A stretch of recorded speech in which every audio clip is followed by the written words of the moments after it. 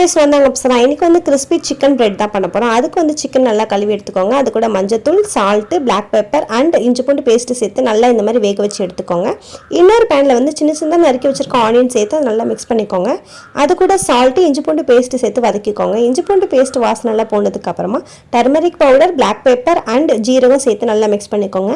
நம்ம வேக வச்சிருக்க சிக்கன் இந்த மாதிரி சின்ன சின்னதாக கட் பண்ணி அது கூட கொத்தமல்லி சேர்த்து நம்ம தனியாக வச்சிருக்க அந்த சிக்கன் வேக வச்ச வாட்டரையும் அது கூட சேர்த்து அதெல்லாம் நல்லா அப்சர்வ் வர வரைக்கும் நல்லா மிக்ஸ் பண்ணிக்கோங்க. நல்லா வெந்ததுக்கு அப்புறமா ஒரு பிரெட் எடுத்து இந்த மாதிரி கட் பண்ணி எடுத்துக்கோங்க.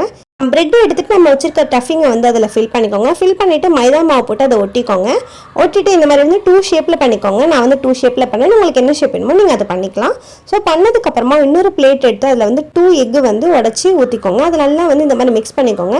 இதில் வந்து பிரெட் க்ரம்ஸ் எடுத்துக்கோங்க. பிரெட் க்ரம்ஸ் எடுத்ததுக்கப்புறமா நம்ம ஆல்ரெடி ஃபில் பண்ணி வச்சிருக்க பிரெட்டில் வந்து முட்டையில் போட்டு அதுக்கப்புறம் பிரெட் க்ரம்ஸ் போட்டு இந்த மாதிரி ஃப்ரை பண்ணி எடுத்துக்கோங்க. ப்ரௌனிஷ் கலரில் வந்ததுக்கப்புறமா சூப்பரான கிறிஸ்பியான சிக்கன் பிரெட் வந்து ரெடி ஆச்சு. ஸோ மறக்காம வீட்டில் ட்ரை பண்ணுங்கள். இந்த வீடியோ உங்களுக்கு பிடிச்சிருந்துச்சுன்னா லைக் பண்ணுங்கள், சப்ஸ்கிரைப் பண்ணுங்கள்.